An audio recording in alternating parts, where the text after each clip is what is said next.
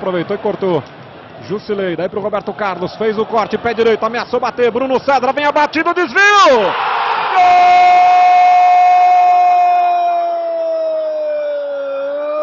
Gol do Corinthians!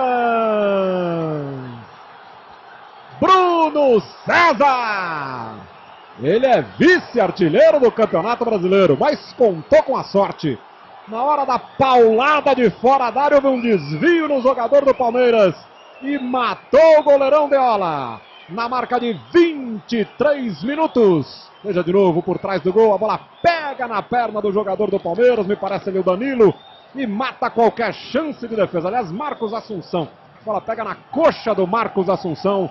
Tira o Deola do lance, o Corinthians abre o placar, 23 minutos, 1-0, Maurício Noriega. E até demorou para sair o gol do Corinthians, pelo que vinha sendo mostrado no jogo. Só o Corinthians querendo jogar, Palmeiras buscando um posicionamento defensivo até melhor nos últimos minutos, mas sem criar absolutamente nada. É um time que vem para um clássico e aceita essa condição de jogar 23 minutos sem dar um chute ao gol do adversário, ele está pedindo.